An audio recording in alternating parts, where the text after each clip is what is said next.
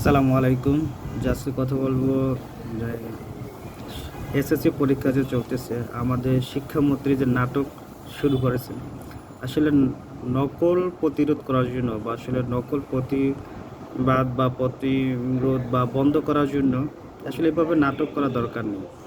আপনি যদি প্রত্যেকটা কেন্দ্রে শিক্ষকদের যদি টাইট দিতে পারেন বা শিক্ষকদের যদি করার নির্দেশ দেওয়া হয় বা কঠোর নির্দেশ দেওয়া হয় যে এভাবে করা যাবে না, তাহলে কিন্তু আসলে নকল প্রতিরোধ করা সম্ভব।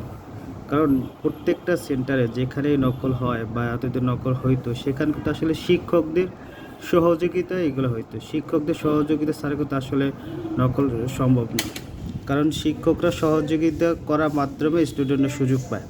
শিক্ষকরা যদি কঠোর হয়, শিক্ষকরা যদি স্ট্রিক্টভাবে দায়িত্ব পালন করে, তাহলে কোনো সেন্টারেই নকল করা সম্ভব না এবং একদম ইম্পসিবল।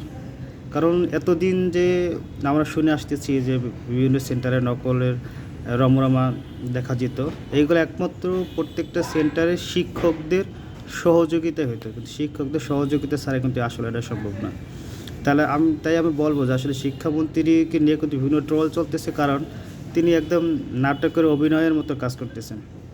আর এখানে নাটক অভিনয়ের মতো কাজ করা দরকার নেই। আপনি প্রত্যেকটা সেন্টারে একটা নির্দেশনা দিয়ে দেন বা শিক্ষকদের প্রতি কড়া নজর রাখেন, দেখবেন যে নকল বন্ধ।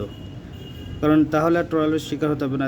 বর্তমানে স্টুডেন্টের জেনজি, এদের আপনি যেভাবে বলবেন আপনাকে ওভাবে ট্রল করা হবে। যেমন এর আগে সবাই আমার ওবায়দুল কাদেরকে নিয়ে যেভাবে ট্রোল করতো, এখন আস্তে আস্তে বিএনপির অনেক মন্ত্রীদের নিয়ে সেভাবে ট্রোল করা শুরু হয়েছে।